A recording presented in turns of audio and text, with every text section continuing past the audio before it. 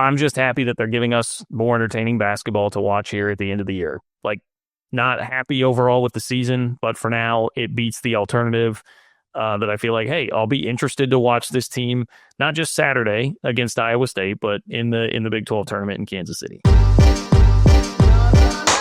Thanks for listening to KC Sports Network, proudly presented by Emprise Bank. If you're thinking about starting a business or know someone who is, check out Emprise Bank's SBA loans. It's always good to know your options, and they can be your partner in possible.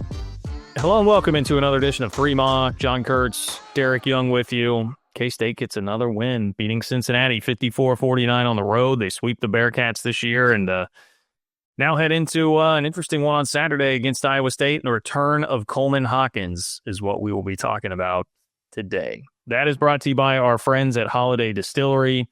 Go get you some Ben Holiday Bottled and Bond bourbon. That's instinctively what DY just lifted up to his mouth right there. Big old cup at 7:54 a.m. of Ben Holiday Bottled and Bond bourbon. Maybe wash it down with some 360 vodka as well. Yes, well timed, DY. Thank you for the product placement. But if you're going to watch the Iowa State game this Saturday, enjoy it with a little glass of Ben Holiday Bottled and Bond bourbon from our friends at Holiday Distillery. Thank you for their support as always. Well, we were just discussing before this. It's one of those, and we can take time to get to this aspect of it. It's a game that kind of leaves you just being like, damn, man, like, great to win that one. So frustrating that you don't have like two others in the bag right now, or else things would be great as far as the NCAA tournament picture is concerned. It's not, but it's a nice win, and it restores some good vibes. And I mean, I think the obvious headline here is that Coleman Hawkins returns and just busts his ass when, a lot of people thought he might just be cashing it in to get ready for a pro career. We didn't even think they should play him against Cincinnati, DY, and he goes out there and really helps K-State get the win. I mean, I think it's pretty clear they're not going to win this game without him. No, you're not. And he said afterwards on the radio show with Wyatt Thompson and Stan Weber that he wasn't going to take a minutes restriction. Yeah. That you often see those when guys like maybe ease their way back into it after an injury. That he basically refused to do that. Then he went out and did he play 34 minutes? I'm pretty sure. 34 minutes. I mean, yeah, he almost led the team in minutes. The only guys that played more were Gasson and obviously Doug McDaniel with 38. That's a lot from a guy that, was even what I could say, favoring that leg at times throughout the game as well. No, like, I don't think there was ever a significant limp, but you could tell that like he was feeling it, and maybe he's feeling the overuse of it because he hadn't used it in a while. It could be that, or maybe it could still be bothering him. I don't know which one of it is, but he clearly wasn't 100%. And boy, people won't really notice this because it's kind of away from the ball. But there was a point, I think the game was still tight. Kansas State misses a bucket. Cincinnati goes out in transition. All of a sudden, you see just Coleman Hawkins on a dead sprint back in transition defense. Doesn't really get to a point where he can guard anyone because the shot's already going up, and he just boxes a guy out. Doesn't get the rebound, but boxes a guy out just because of his hustle and transition on what we deem a bad leg. It was one of the more critical plays of the game. Kansas State gets a tough rebound because of it, and it's kind of smooth sailing the rest of the way. I mean, I say smooth sailing and won by 5 points and was tight for the most part. But like, even though maybe you could disagree or agree, we'll see what you have to say about this. But I felt like, I don't know, even when that game was kind of tight in the latter minutes, and I understand that, but like, I don't know, even with like 2 or 3 minutes left, I was like, I think Kansas State's going to win. Like, it didn't feel like as much game pressure as it should have. Yeah, well, that's the whole Cincinnati part of this, right? Yeah. I saw, of all things, Tony Pike. I don't know if he does media stuff for Cincinnati, but former Cincinnati quarterback. I just saw him tweeting about it. He was like, I've never seen anything like that. That was, I'm paraphrasing here, an abomination. I mean, it was just a meltdown tweet. And I was like, yeah, that checks out. Like, if I were a Cincinnati fan, I would probably feel like that. Like, everything on the line with the tournament, and you scored 49 points at home against a sub-500 team. Yeah, I'm sure that's a meltdown-worthy performance from Cincinnati. So I kind of agree with you, DY. The one thing that was stuck in the back of my mind is the way the game ended. felt a little bit like the TCU game where K-State had like a 7-point lead with 2 or 3 minutes left, didn't score the rest of the way and lost. And this was what was the field goal drought at the end of the game? I mean, I think it was like around 4 minutes that K-State didn't have a field goal the last whatever of the game. Yeah, Kansas State last 4:04 did not have a field goal, so 4 minutes and 4 seconds. There you go. But on top of that, Cincinnati missed their last 6 and one of their last 9. Yeah, well, yes, they were so cold. And then this is a little bit of the minutia of the game, but what the hell did Wes Miller tell his team to foul on that? Oh yeah, that was I can't imagine he did. It would be but because they did, then they had to foul like 3 more times. Yeah, I mean that was to our point. K-State couldn't hit the broadside of the shots that they were getting at that point. I mean, I love Coleman's effort, but man, he took a really bad fadeaway in there. They were turning it over. Like Brendan Hawson's three-point selection hasn't been great. He was 0 for 5 again. Yeah, point line. Look, you can't put K-State at the line in that situation if you're Cincinnati. So yeah, that was really bad. Really bad. Yeah, well, K-State's still. I don't know if it's like because we're at the tail end of the season and everyone needs a recharge or whatever. But I can't remember last game where I felt Kansas State shot the ball well, and it continued in this game despite the win. I mean, they went 3 of 18 from the 3-point line, and somehow that was still better than Cincinnati. Yeah, it's been Cole has the numbers if we want to pretend to be cool. Since the Arizona game, K-State is shooting 40 of 152 from the 3-point line. That is 26%. At the same time during that stretch, though, K-State's opponents are only 33 of 159 from the 3-point line. That's under 21%. So they're defending it. They're not making it, but they're defending the heck out of it. And he's got some other stuff, but I could probably wait a little bit. He also said for the show, this was last night at 9:30. So I'm going to get into my inner cold man back here while he's not on vacation. I think he's doing something else, but 0.78 points per possession by Cincinnati is their second lowest of the season. The 0.78 points per possession were the fewest allowed by K-State this season. The 38.6 effective field goal percentage was their third lowest of the season and the lowest allowed by K-State this season. K-State averaged only 0.86 points per possession. That's the lowest allowed by Cincinnati in Big 12 play. It's their third lowest by K-State this season. To get perspective, they averaged 0.85 points per possession versus Houston and lost by 30. So they basically scored points per possession the same as they did against Houston when they lost by 30, but instead, this one they won by 5. David Gasson, 144.4 offensive rating is his third highest for him in the past 20 games. He had the highest assist percentage of a season. Doug, the lowest turnover percentage in the last 13 games. Jizzle James only had a 71.1 offensive rating. That's his second worst in the past 15 games because he had been cooking prior to that. And since the game at Kansas and Lawrence, Doug McDaniel, 81 assists and 37 turnovers.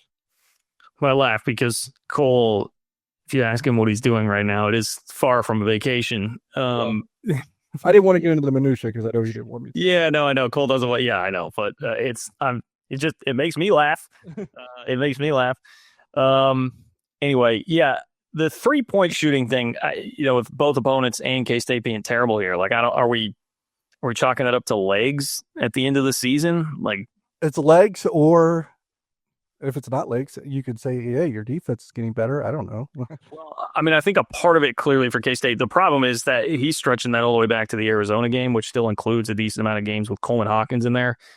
It stands to reason that you're going to get worse shots from the 3-point line without Coleman in the game because he's such a gifted passer and attracts so much attention. So, I mean, I do think you have to at least factor that in. I know someone in the Discord and patreon.com/3ma if you want to join our Discord. Someone in the Discord had made the point, like, maybe with Hassan, some of this is he started defending so much better and expending a lot more energy on the defensive end. Maybe that is... He certainly has, and that seemed to be when his 3-point shot kind of eluded him. If you look at Big 12 games and take out, and I hate taking out one game, but now you've played 19 Big 12 games, so I think it's kind of fair to maybe take out the outlier. which was his 5-for-5 game at home against Oklahoma State. I think he's like under 34% now from the 3-point line in Big 12 games. Yeah, a couple games ago, you dropped that stat, and it was like right at 35, I believe. So, yeah, somewhere around there, which, yeah, I mean, if he's going to be out there, you definitely need a little bit more. And I think you could see it got into his head a little bit. One of those possessions late, it was in the first half, I think, actually. He's passing up a pretty open three and trying to drive, and it just winds up being a wild, out of control play that results in nothing. So anyway, I think he's playing better on the whole. He's just got to make shots. Yeah, I guess really that's what he was brought in to do. Because I start to say, hey, if he's going to be out there, he needs to knock down the threes, but he also is becoming less of a liability defensively. So there's some give and take there. There's some give and take there for sure. Look, it's late in the year. They're having to just grind it out, and they did. They grinded it out and got the win. So no huge complaints from me on that front.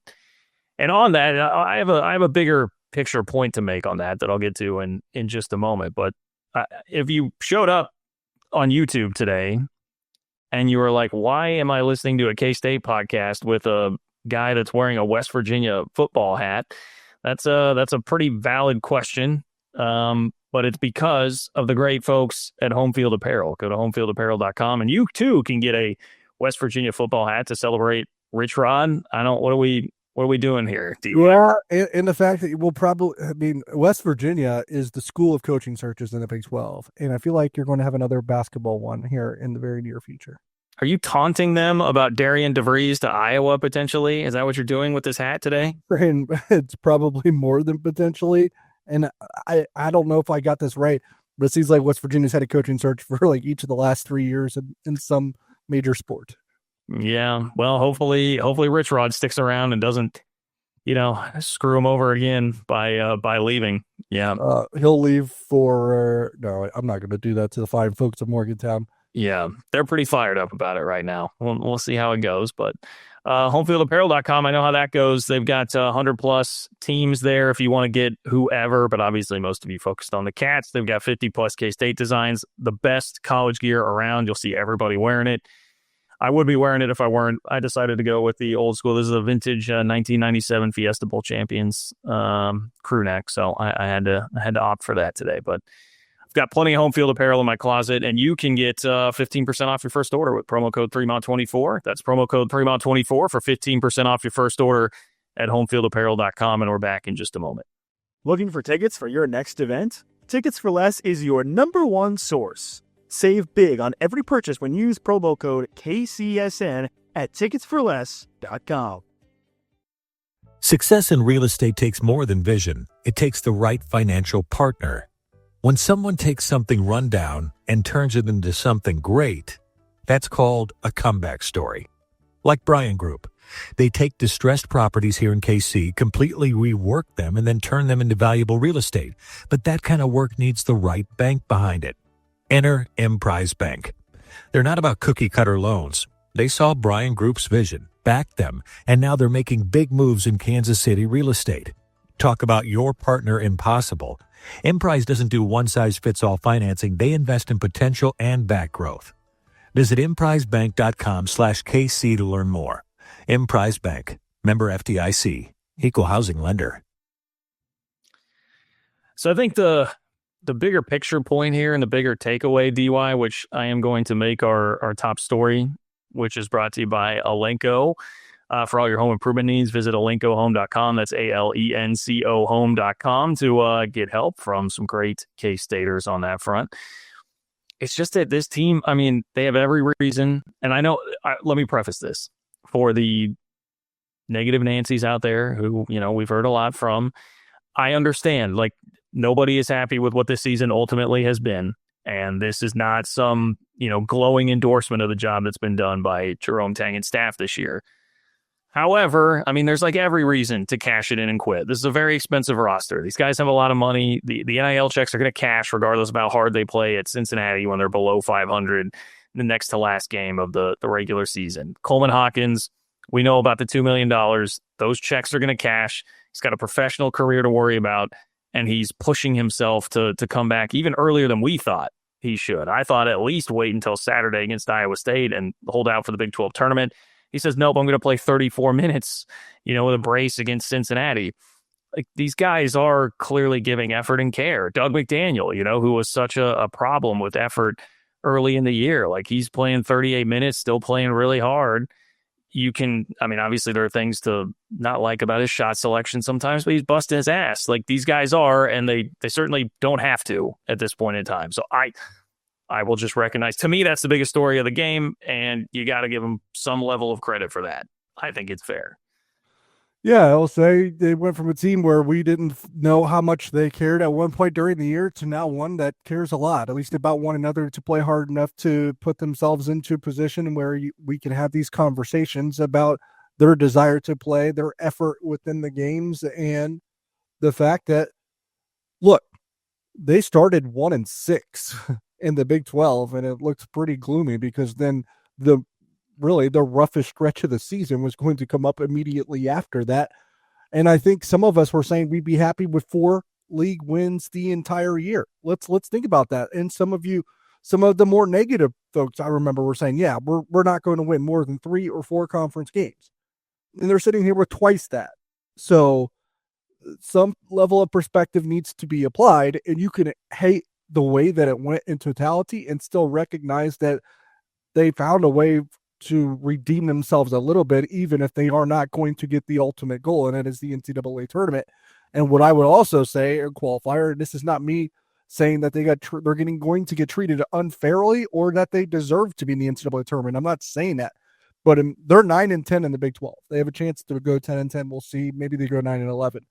But in most years, this conference record would be good enough to go to the NCAA tournament. And really what's going to hurt them and hold them back from accomplishing that very feat is the fact that they were so bad in November and December that they went through a non-conference that was not difficult at all. Let's call a spade a spade. They didn't play like so many tough teams to where it was an impossible stretch of basketball games. They lost to Liberty, LSU, Wichita State. I mean, teams that they could have very easily beaten and probably should have easily beaten and didn't. The only what looks like an impossible game now on paper was when they played at St. John's in New York in December, because that's a team that won the Big East. They'll probably be a 3 or a 4 seed in the NCAA tournament. But if you just play like normal basketball in November and December, you're going to make the Big 12 tournament. For example, who's the other 9-10 Big 12 team right now? I think it's the one that's hat I am wearing, and that's West Virginia. And I'm pretty sure in most brackets, they are projected to be in the NCAA tournament because they didn't completely collapse during the non-conference. That's the shame of it is they still could have had a bad non-conference and been at least right on the bubble, if not in the field, playing for the NCAA tournament the rest of the year. But they had a disaster class non-conference. I mean, it was about as bad as it gets. So that's the unfortunate part, man. And it's the reality. We all recognize that. But we started talking when things got really bad this year, when they were sitting at what, 7-10 overall. Like, hey, you just need to see positive things. We're worried about it cratering into 2 negative seasons because of all of this. They've become respectable. That's going to help in terms of the effort to rebuild next year. You can have plenty of skepticism about that. That is fine. Their ability to do that. I have some skepticism about it as well, but these are at least some traits that, the team's not quitting, and it's going to be a little bit more attractive of a landing spot, a destination for the next transfer or whatever than it would be if they had gone through a Missouri-like season. And I guess, on that front, I'll just say this, and you can take it as me, whatever it is that you buy. The reality of the situation is, speaking of Missouri, is what triggers my brain about this. Like, I know everybody sees these seasons and thinks like, oh, it's so awful. Like, how could Missouri possibly go winless in the SEC, especially coming off of a tournament team? Like, how does that? Guys, things are a lot more volatile in the transfer portal era. Like, that is just a reality and a fact. So it's going to be a lot more volatile from year to year, which is why some of the fire everybody immediately talk gets a little crazy to me, especially now.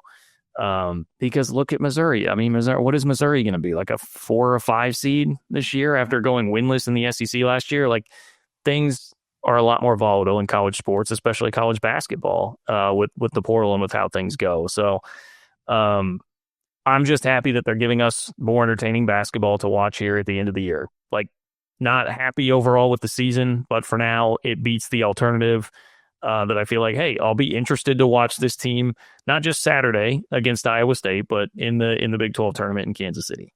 Yeah, totally. I would agree with that. And just an interesting part of another wrinkle to this team is that in the year 2025, so this does not, so this includes every Big 12 game besides the first one over Cincinnati at the tail end of December of 2024. So in 2025, K-State has not won a game or lost a game just in isolation. They've all been streaks. I think they've now lost, after beating Cincinnati in the opener, I think they lost 6 straight, won 4 straight, or no, lost 6 straight, won 6 straight, lost 4 straight, now won 2 straight, right? Yeah, I was looking back at the entire season. There are a couple one-off losses in the non-con, but lost the last 3 of the non-conference, beat Cincinnati, then lost 6 in a row, won 6 in a row, lost 4 in a row, and have won 2 in a row. Yeah, they don't have a lot of one game little isolation wins and losses. It's all streets. Yeah. Well, hey, unleashing March Tang now. DY March Tang's 2-0. Coming after Iowa State, TJ Otzelberger, a guy that, when nobody's filming huddles, he performs very well against. Like, don't let March Tang get going. Don't let March Tang get going. If they would win 6 in a row again, that would be, Iowa State would be 3. So that'd be 3 wins in the Big 12 tournament. If you were to get a bye on a Tuesday, I don't know if they'll get a bye. It's going to be pretty close. But if they did, that would mean wins against to get to 6 Wednesday, Thursday, Friday. That would put them in the Big 12 tournament championship if they won 6 in a row again. Yeah, and I did see Kellis tweeted they could finish anywhere from 7 to 10 right now. I wasn't sure what it was. What I will tell you is I pulled up the standings before we began the show. At the moment, K-State is tied for 8th with West Virginia and TCU. And I'm sorry, with Brett Yormark is what he is, and I'm not going to be beholden to any tiebreakers out there. So you got to fend for yourselves on those. I'm not getting. Yeah, I don't know. People were like asking me that last night. I'm like, look, this is where I guess maybe I go to the negative side of the ledger. I'm just like, guys, I'm not going to get fired up about digging through tiebreaker scenario. Like, they're going to finish where they're going to finish, and they've got to go win the tournament to get into the. So my only observation on it is if you can avoid what seed is it that gets them in trouble? I think it's if they're the 9. It's that's what you want to avoid, because that means you'll run into Houston, and that's what I don't want, because anybody else, we saw K-State kind of at its worst almost beat Texas Tech at one point this year. We saw K-State beat Arizona. So anybody else that you're going to run into there, I'm more than okay with, like, hey, let's roll the ball out. Let's see what happens.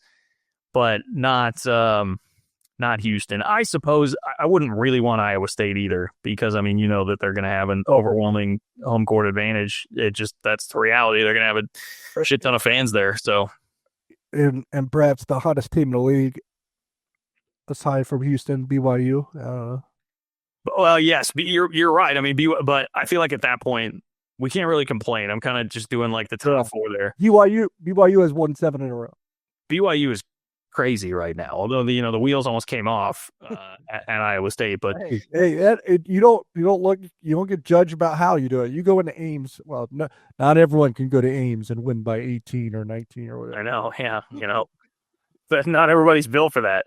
That game had like the exact same feel to it, other than once Iowa State made their big run in the second half, BYU couldn't really stop the bleeding, and it turned into a really close game. Speaking of Iowa State, I don't how much optimism do you have for that game on Saturday now that Coleman Hawkins is back?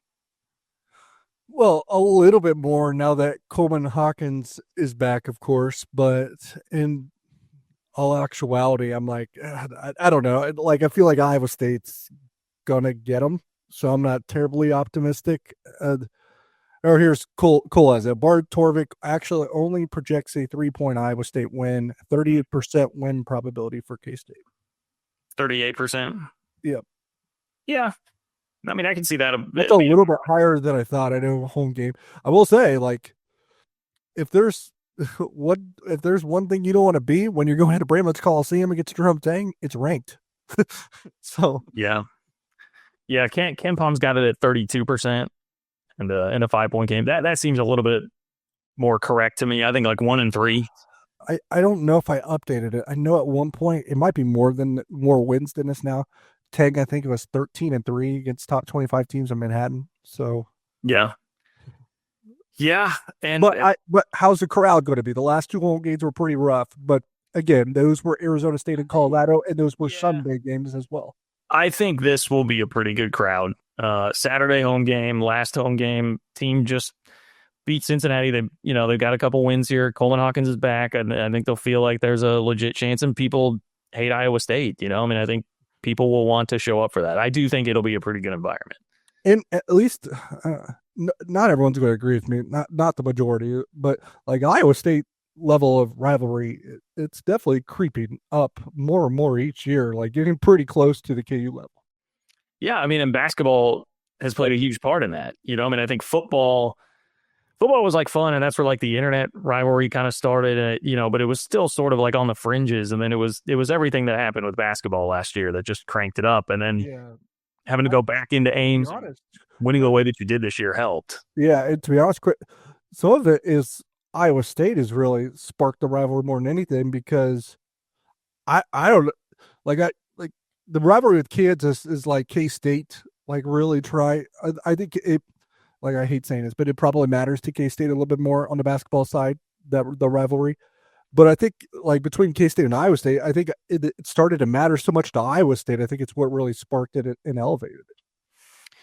Because K-State at a time when K-State was really dominating the rivalry started, I mean, quite frankly, like punching down a lot at the time, and turned it into a thing. And then Iowa State has risen up to, they're kind of in the golden age right now of Iowa State athletics. They got their time to get back, and definitely letting everybody know about it. Now, they were really humbled. I mean, that's the other thing about this game. I think you're going to get a great Iowa State effort, because that was a humbling day for them at Hilton when they thought they were going to have their time to just point and laugh at Jerome Tang. That did not happen. So, I mean, this is where, again, we're just grasping at straws is too strong, but you're just taking solace in like, it's not going to be a tournament season, whatever, have as much fun as you can. But pretty fun, the way it sets up here at the end of the year. Hawkins back, some momentum for K-State. Rivalry with Iowa State after everything that happened in Ames earlier this year. You expect the Clones are going to be pretty fired up. Like, hey, that's a fun game. All right, it's a fun game. You can get some fun out of that, regardless of how disappointed you are about the season. So that's where I'm at on that game. As far as the future goes, K-State picked up a commitment from Ashton McGee this week, and might pick up another one from Xavier Wilson. So these are a couple of high school players in the 2025 cycle. I know nobody thinks about high school players anymore in this day and age and in the transfer portal era, but Ashton McGee's from Mississippi. He is a hyper athlete. You can see some pretty crazy dunk videos if you go check that out. But I don't know. What do you have to say here about Ashton McGee, DY, and what do the fans need to know about the potential here? 6'7" wing, pretty raw. Still needs to carve out some basketball skills. Not the best looking jump shot yet, but really, I mean, he could be laterally athletic, a good jump, good vert as well. So 6'7". You don't have to worry about him on the defensive end, because he's going to be able to guard multiple positions and be a really, really good defender in the Big 12 if he commits to it. Obviously, you got to get a little bit stronger, and you got to want to play defense to be good at defense. But he has the traits to be a really good defender. He doesn't have the traits yet to be a really good offensive player. Those have to be carved out and developed. So that's the part of the game that still needs some time in the oven, so to speak. I've seen some Wesley Awundu comparisons. I've seen some Dorian Finister comparisons. I've seen some R.J. Lewis comparisons. Obviously, he was one-time K-State target, pretty good guard for St. John's. And I've seen some Xavier Sneed comparisons. To be honest, the one that kind of resonates with me the most is probably Xavier Sneed. They even have a similar looking shot, and Sneed was a streaky shooter, not a good shooter when he came and got better. But I think similar athletes, and obviously Xavier Sneed probably went down as a guy that turned out and developed enough on the offensive end to be a really good player, but he really made his hay on defense. And I think that's probably what you would get out of Ashton McGee. Now, those that you mentioned the high school stuff, people don't talk about high school stuff. I think this staff assigned 5 high schoolers before this year, and it would be Dorian Finister, Day-Day Ames, both gone. Buddy Rich, kind of a rocky year, to put it bluntly, and R.J. Jones, already gone, and David Castillo, who hasn't had the best true freshman season in the world either. So I can see the hesitation maybe on high school talent, but this guy's got a lot of upside to be really good if he puts his mind to it and they are able to develop his offensive game. Yeah, I mean, look, skepticism warranted. They just don't have a track record of developing high school guys all that well through this program so far. It's also a day and age where, you question how much you should be doing that versus playing the portal. But it's kind of a damned if you do, damned if you don't, because then you look at what K-State tried this year, just going like all portal, 1,000% portal. The guys could leave too. I don't think they didn't push Day-Day out the door. I mean, he left. True. Yeah. That would have been a piece that looked like it was trending in the right direction, and he's been playing well here at the end of the year. Yeah, he's had Virginia.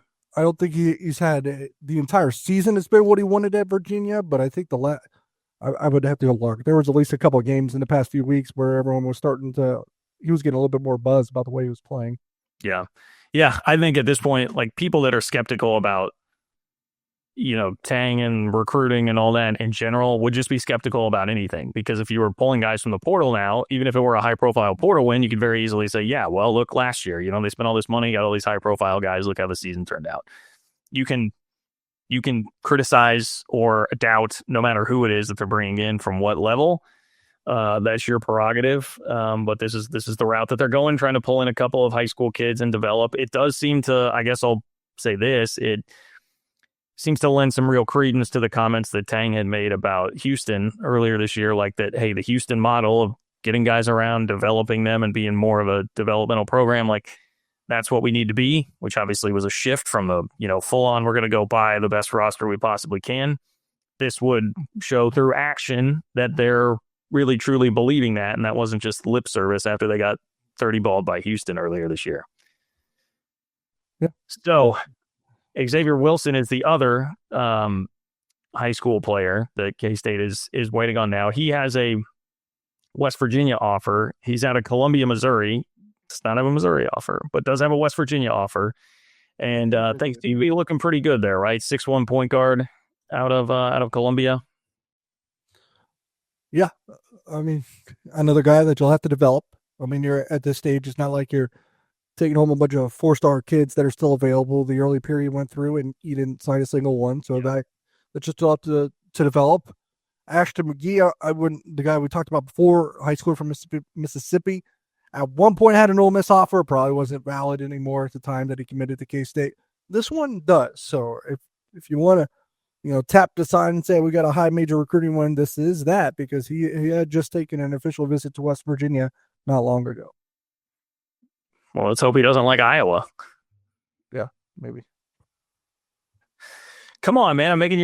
I'm driving the point home for you. Trying to needle West Virginia fans today. Well, I think he's going to commit to K-State. So let's ignore the DeVries connection here. Well, I know, but DeVries isn't at Iowa yet. Maybe he looks at it and says, "Man, I've always dreamed of going Field of Dreams, going to Iowa." No, stop. I've always dreamed of being in Iowa City. I actually like Iowa City quite a bit. John Kurtz is over here imitating Kevin Costner, I think.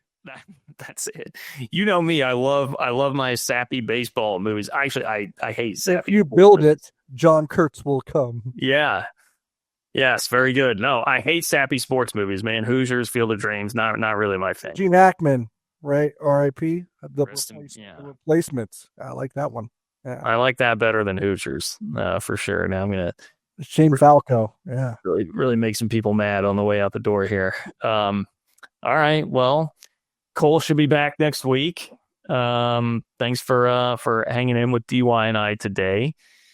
And enjoy K-State, Iowa State on Saturday. You don't have to be happy about the season, but just, hey, take it as it comes. Enjoy the game. If K-State can sweep Iowa State, that would be pretty hilarious with everything that's happened this year. So count some Ben Holiday bottled and bomb bourbon if they do.